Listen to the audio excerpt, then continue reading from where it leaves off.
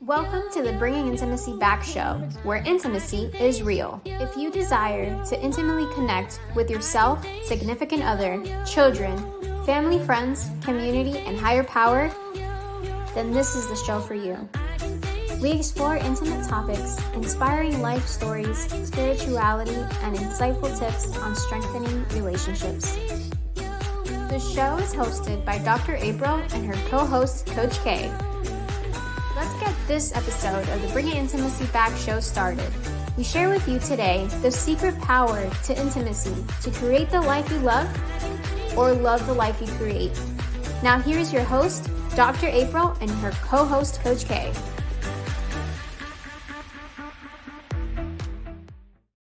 Welcome to the Bringing Intimacy Back show, where intimacy is real.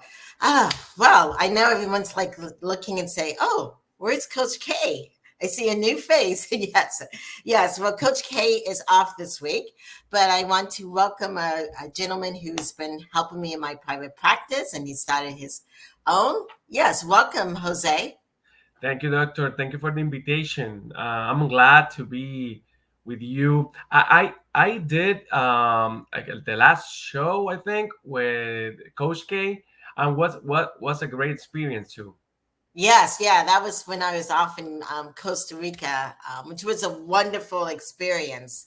Yes, with helping with the couples in the sense of being intimate, in the sense of looking at all forms of intimacy.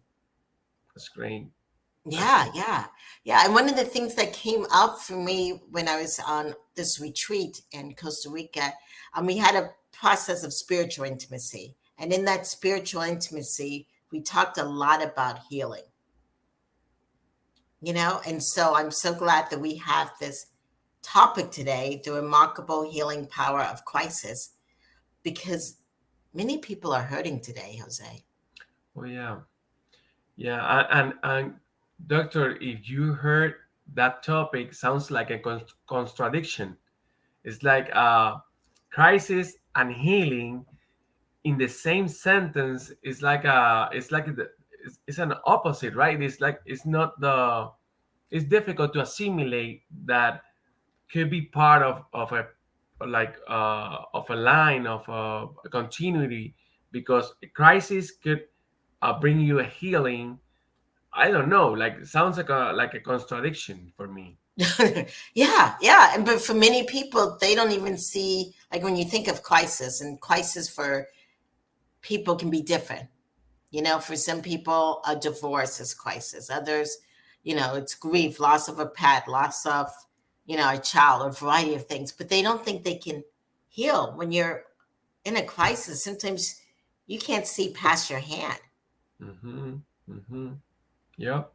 Yeah. And also, well, I know that our guest probably will expose better, but when I read a little bit about our guest, um, for me it was difficult because I have two kids. I know that um, she lose somebody very important in her life, and for me it was like a for me was a trigger, because I only I can imagine that lose two of those people that are really important in my life. And yeah, I don't know, it's like I just was thinking in like loud, and Yeah, well, you're right. And yes, I guess who's coming on, and we'll talk about her in a moment. You're right. She's coming from, had such a traumatic incident that happened to her for crisis.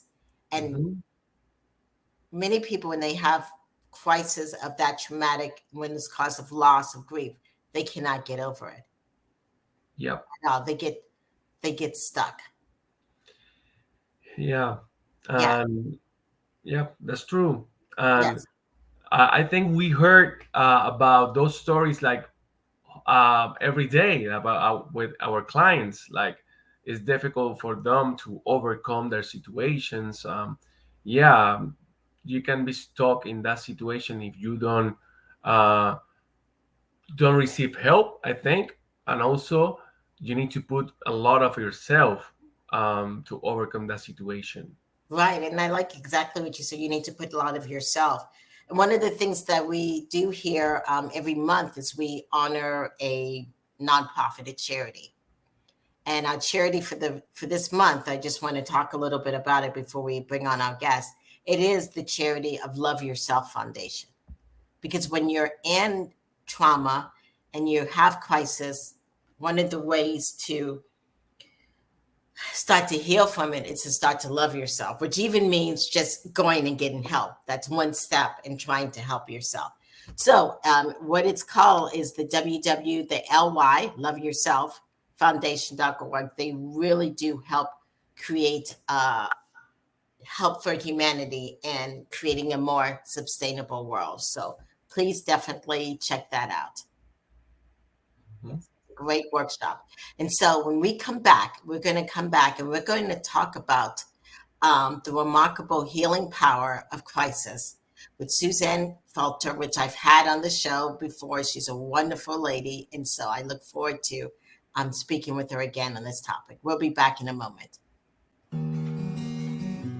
A must-have for parents to be, first-time parents, empty nesters, and parents all around. There are infinite ways to parent a child, but the trick is trying to figure out the best way that fits you and your child.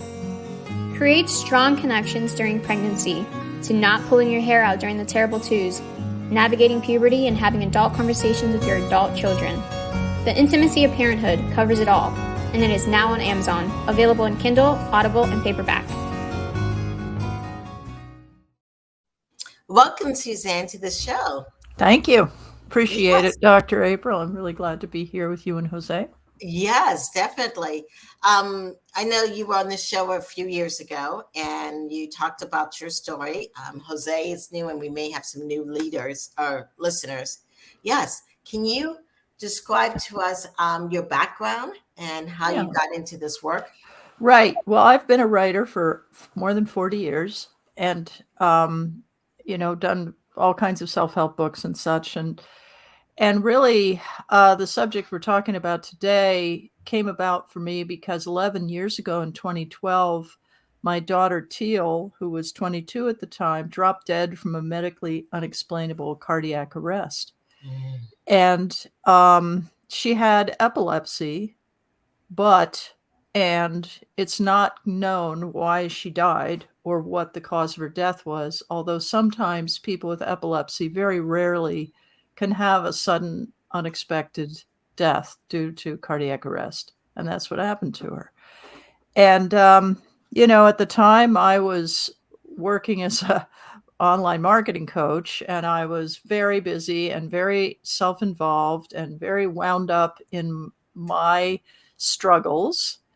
And I was not thinking about what I needed in my life. I was not thinking about how to be a better person or anything like that. I was thinking about how to make money. Right. And I was very focused on it. And I was working, really working too hard. And, that's kind of where this story started, because I realized the minute I saw her in the hospital when she was in the ER and she was unconscious and her heart had been started, but, she only lived a few more days. I really saw that, this was my opportunity to completely redo my life and live a life that was worthy of Teal, because she was very different and a really extraordinary person. Mm-hmm. Yeah. How did she, when people expect to kind of lose their parents in some aspect. Yeah, right. Yeah, yes, yeah.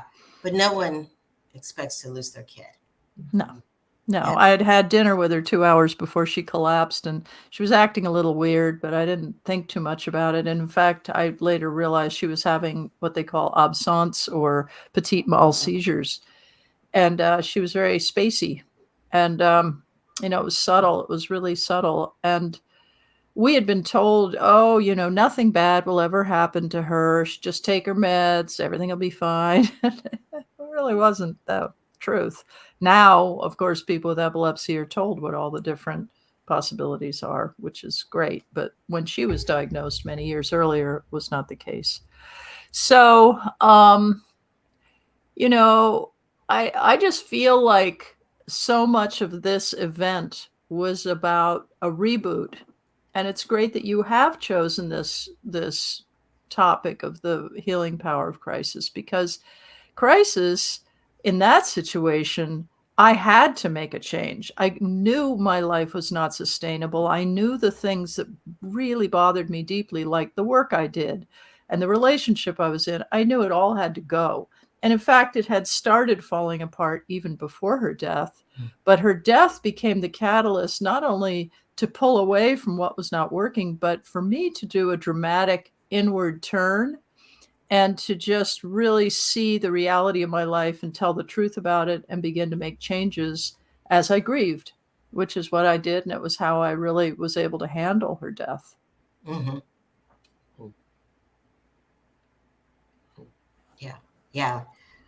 And so when that process and that journey, I do believe you said, I know earlier from the other show, that I don't know, did she visit you, or how did she? Yeah. All right. So to get down to it, the interesting thing about this was that Teal wanted to be a healer. And I think I spoke about this before, but she really felt the purpose of her life was to be a healer, and particularly to help women and girls who had panic and anxiety and heavy stress. That's what she thought she was here to do. And she was just about to start taking this esoteric bunch of classes at City College in San Francisco, where we lived, the next day, the day after her collapse. Oh, wow. And she thought, yes, that this would happen. Never. So that was strange to begin with. But she had called me up the day before her collapse and said, "Mom, I think I might be about to have a really big seizure." And I said, "Okay, we should go down to the ER and get you checked out." No, I don't want to do that. Something about this experience is connected to my life purpose. Okay, what's connected to your life purpose? Well, I know I'm supposed to help these people, and something about this is related to that. That was literally what she said to me. Right.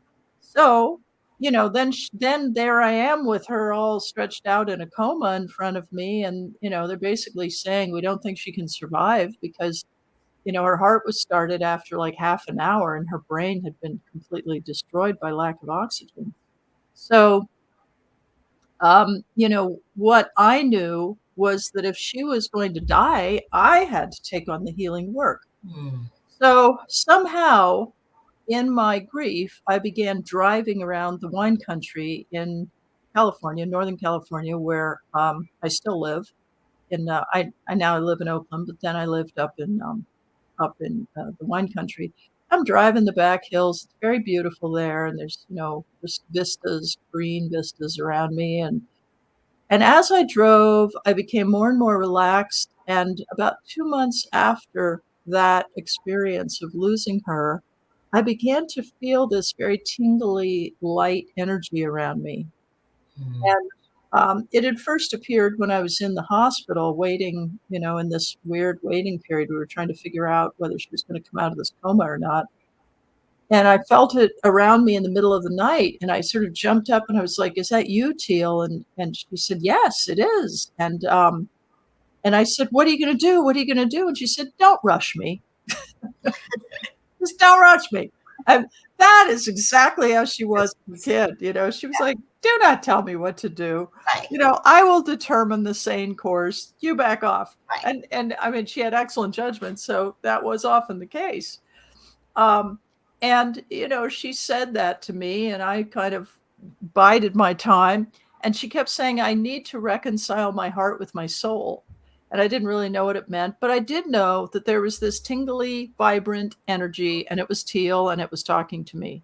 So when it happened again a few months later in the car, I began to really understand what it was and not be afraid of it and feel motivated by it and feel inspired by it. And eventually it got to be that every time I got in the car, I would connect with Teal. And she would do this sometimes. Now, she was a singer, and her work was to go around the world with her little guitar in her backpack and set up shop on a street corner in, Amsterdam or Thailand or wherever she was, and just start playing music. She was an incredible blues singer, and she made money that way. And it sort of meandered around the world like that. So, that's why this book about this experience is called Free Spirited, because she was free spirited. And as a result of connecting with her, I became a lot more free spirited. And, I had this iPod Shuffle. This was 11 years ago, plugged into my my car. And I would just turn it on, and it had 2,000 songs on it. Maybe 20 were of Teal. That's 1%. 1%. And every time I was really needing to connect with her, one of her songs would come on my shuffle. Oh, wow. That's pretty weird. Yes. So sometimes they would be really apropos to what I was thinking about, or I would turn on the radio in the car and a song would start playing. Okay. Howlin' Wolf singing 300 Pounds of Joy was one of her, she loved the blues. She loved Howlin' Wolf. And that was playing while I was really asking, come on, God, higher power, show me this purpose of this hard experience. Right. And it was to return to joy. Right. So, one of the realignment, right? Yes. Yeah. One of the things that you just even mentioned that's really important in all this is finding the purpose.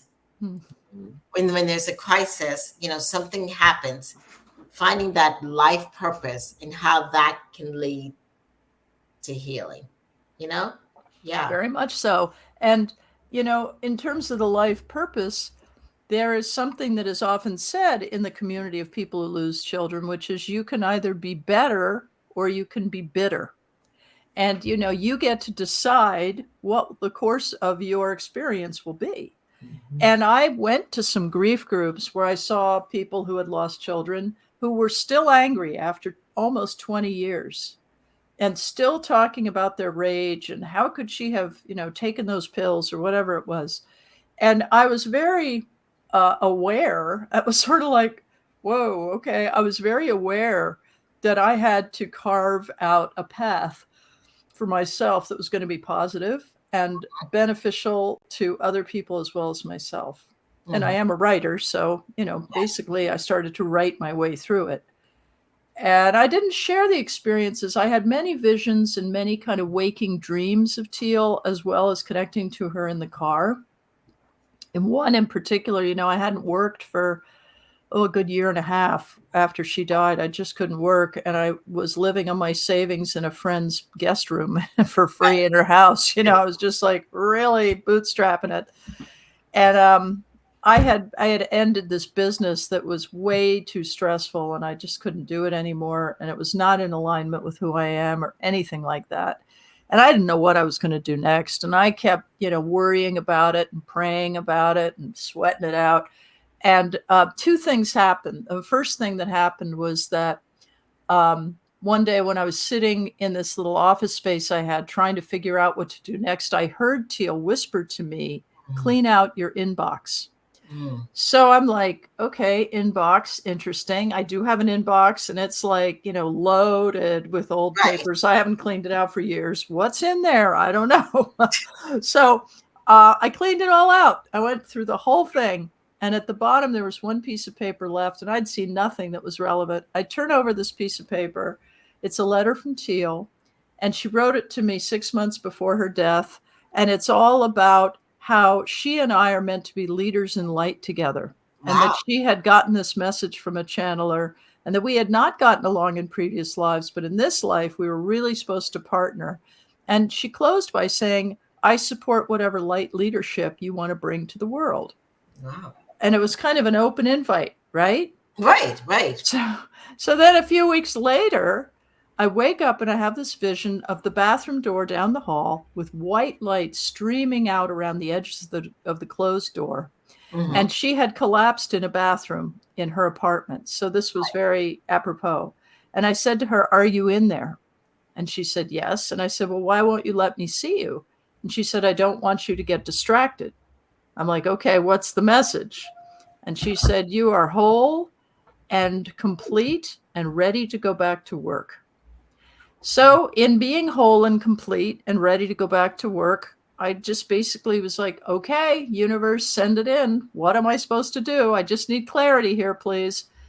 And within about a month, I was offered a job writing fiction for an investor. And I hadn't published any fiction for 15 years. But this guy knew me and he knew my work. And he was like, was a wealthy guy. He said, I just want to have fun at this point in my life. And I have this idea for a set of novels, and maybe you'd write them and I could tell you about the character I have in mind. And he just let me write these books and he funded them. And it was really wide open. And I ended up writing 8 novels for him over the next 8 years. And it was really fun and wonderful for me. It really got me started again. Right. Wow. I love that story. And I love how you said that in grief, or even I'm just thinking, even with any kind of crisis, we could think about the choice of either being better or being bitter, and how that impacts our approach toward, or even should we go toward healing. Yeah. Healing is a choice. We think we want to heal, and sometimes it requires doing difficult things. Mm-hmm. We think healing should be easy and comfortable and convenient and on our time schedule. But that's why we're talking about crisis, because sometimes we need to be picked up and shaken upside down until the sense returns, right? Right, definitely. I don't know, Jose, if you had clients who were just stuck, who just didn't want to heal, they're just stuck in their crisis. Yeah, in the process. And Susan, I have a question. How you identify that voice, like teal voice? How feels like, because you told me that you feel like a tingling something. How you identify that vibe, like that, because sounds like a little bit spiritual, right? Yeah, very much so. And it is exactly what you said, Jose. It's a vibe. It's like a very high vibe. So it's an excited, tingly, joyful feeling. It was like a blast of joy. The white light coming out of the bathroom door. It's just high frequency. And I felt like each time I would ask, is this teal? And I would just be flooded with the knowing that it was.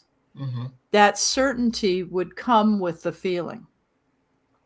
And, I have to say it's changed over the years. It's no longer as vivid as it was in the maybe 2 or 3 years right after her death. But that's to be expected, because she showed up potently when I was really broken and grieving. And then as I healed, her energy receded a little bit.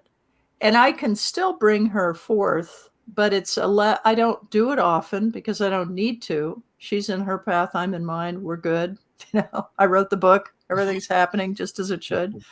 And but I do get messages, and I mentioned to you before we started, Dr. April, that I'm writing a book about my dad, who was an artist, and he died 42 years ago, and I still think about him, of course, as we all do. But I woke up with one of his little funny sayings. Like, I had asked him a question as I was waking up in my sleepiness, and he had answered it with one of his little funny sayings from my childhood that I remember. And like the transmission was made, and then he said this little phrase, over and out, like you would say on a shortwave radio or something. I was like, oh yeah, okay, he was right there. So, I've heard other people say they know about spirits because they communicate in some sort of little familiar code. And it's just a little hit. It isn't like a big elaborate thing. Yeah. And when you talk about that grief process, I think it's very, I don't know, but for me, it's very interesting, because I remember when I lose my grandfather, I feel like very sad. I feel like I lose something important in me. Yeah. But what was it interesting, because I think that I closed that process Well, because one time I have a dream, and I remember that I saw him very happy, Mm. like very peaceful. And I remember that he talked with me and he said, "Hey man, you need to be chill. I'm good. I feel good. I'm good here." And for me, I think was like that was it was interesting because was that the connection that I need to leave him like and feel more like comfortable with the feeling that he is getting a better life. I don't know where, but Mm.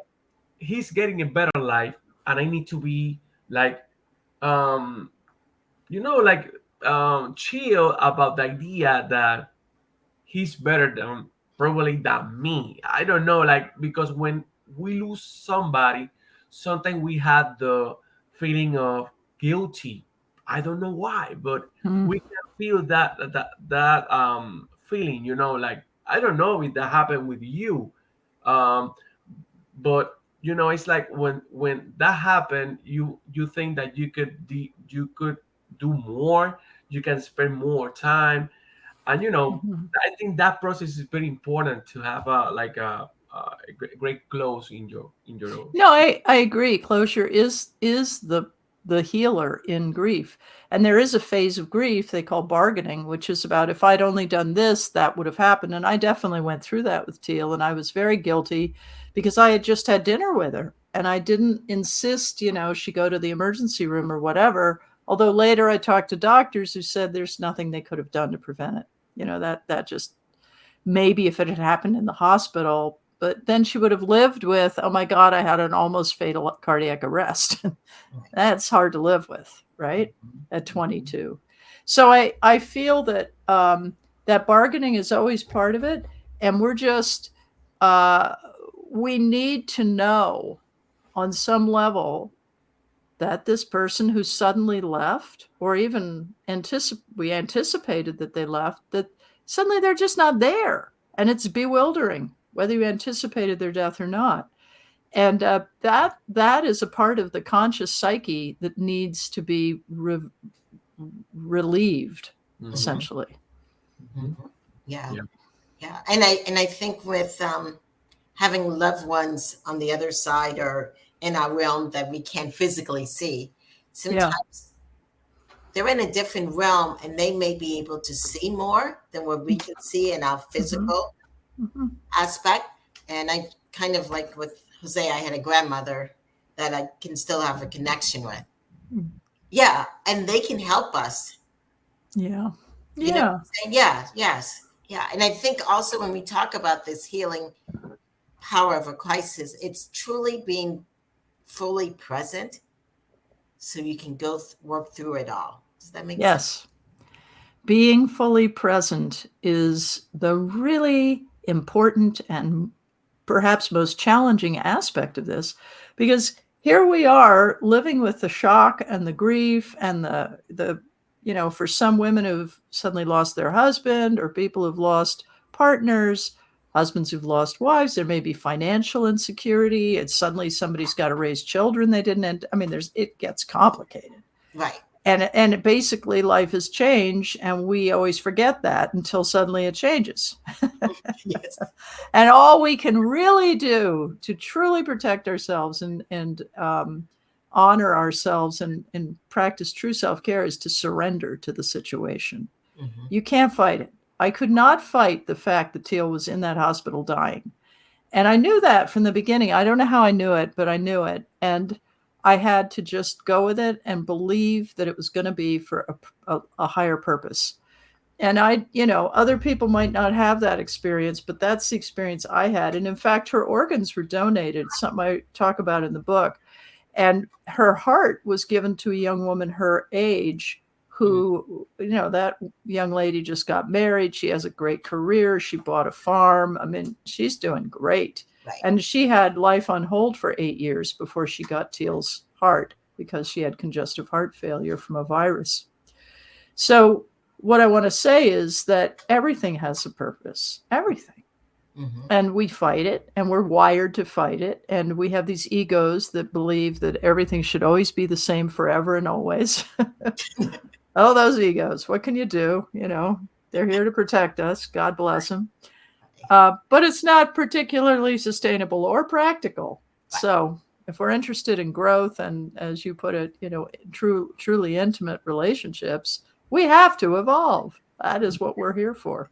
Yeah. And I was just thinking, because you said about remembrance and remembering. Many times people go through crisis and it leads to a purpose, but they forget about that. And I'm including myself. Until you said that, I forgot that. I mean, I got started in this business from a crisis. Yeah, I bet. Yeah. That changed me from being, you know, working with money and an accountant to a counselor. You know, yeah. So how these crises really, for us to be resilient is one of the words. It's finding that purpose. But I love how you put it. You can either be bitter or you could be better. Yeah. And then we bring that out to the world and we connect with more and more people who are also interested in being better, not bitter. I mean, my life is so dramatically different than it was 11 years ago. I have a happy marriage. I live in a wonderful place. Love Oakland. It's a great city. I've been given so much, and I'm doing this interesting book that came to me unbidden. You know, I mean, I never in a million years would have thought I was writing a biography about my dad in my lifetime. But what a story. And it's bringing up all these questions I always had about his career. And I've gotten to read his letters, and I've gotten to go through, you know, reading about his illustrations for the Saturday Evening Post and all the stuff he did in his career. And I really didn't know. And this is my father, you know, I mean, it's pretty incredible. Yeah. So Suzanne, if there's someone out there listening and the unthinkable happened to them, they feel like they don't know what to do, what are 3 tips you can tell them, and how can they find out more information about you? They're in a crisis right now. Well, the first thing you have to do is stop trying to live life as if it's normal, because it's not normal. You have a new normal, and your new normal needs to be acknowledged. And it may be temporary, but it's different. So the first thing you do is you own your reality. And the second thing you do is let yourself fall apart as completely as possible, because that is where the healing is. The body is programmed to process grief if you will allow it. And if you won't, it won't. And you will be stuck with that grief, creating problems in your body for years to come. And the third thing to do is get support. You know, we never want to ask for help. It's really hard, even for me. Wrote a book about it. I broke my hand. I sprained my foot. You know, I'm all beaten up right now because I tripped over the dog. And truly, I have to get help with all kinds of stuff, like tying my shoes and cutting an avocado. I had no idea how useful that left hand was. But when you find out that you need help, and that help is right there waiting to be given to you, that's the thing we don't even realize. Then you're in sync with the circle of life, and you are in sync with the wonderful, abundant energy of the universe, and that will carry you through. Oh, wonderful. Thank you for those 3 tips. Yeah. If people are listening and they want to get in contact with you, how can they find you? Yeah, you can find out more about my books and my work at SuzanneFalter.com, SuzanneFalter.com. Okay, awesome. And she's written 4, right? Well, 15 total. Oh, 15. But the nonfiction is 5. 5. Yeah. Okay. And it's your latest book, The Extremely Busy Woman? Well, no, the latest book is something called Free Spirited on Amazon. And you just type in Free Spirited Falter in the Amazon search window, and you go right to it. And it has a lot more about this process of healing through crisis. Okay, yeah, so definitely check her out on Amazon and Free Spirit. But she also has, maybe because I'm a busy woman, Yeah, she also has a book called The Extremely Busy Woman Guide that's on self-care. Amazon. Yeah, right. Yes. Yes, thank you. Yes, thank you so much for being on the show. And you're My always pleasure. back. Thanks for having me. All right, we'll be back in a moment. Are you in a relationship with someone that you see often, but you feel so disconnected with them? Bringing intimacy back can help you bring the intimacy back to your relationship. BIB is dedicated to inspire, enlighten, and encourage intimate connections. Live shows, weekly guest speakers with over 29,000 downloads. We can help promote your products and services, grow your business and clientele with BIB. Want to become part of the BIB family? You can now sponsor with us. Welcome back to the Bringing Intimacy show, where intimacy is real. That was wonderful to have her on the show. Yes. Yeah. And I love how she said, we just need to, when you have a crisis, you own it. You know, don't pretend it doesn't exist. Hey, it exists. And then let yourself fall apart. Cry, get upset, just let it happen. Yeah. And of course, get support. I think I will get you can be better or better. I love that. I love that one. I love Yes. that phrase. Yes. Yeah, I like that one too. Yes, definitely. Yes. So what are some other upcoming shows? Well, in July 27, will be The Soul, What Is Good For with Corey Rosenke.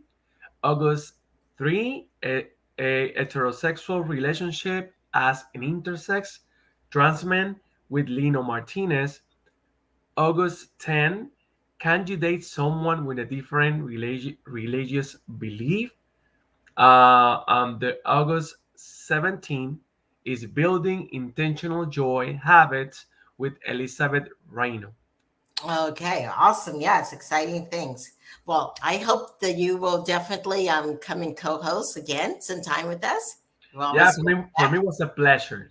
Yes. Thank you so much for the invitation. Oh, you're welcome. And if you're out there listening, please follow us on Twitter, Instagram, Facebook, and YouTube. This has been the Bringing Intimacy Back show. We'll see you next week on Thursday.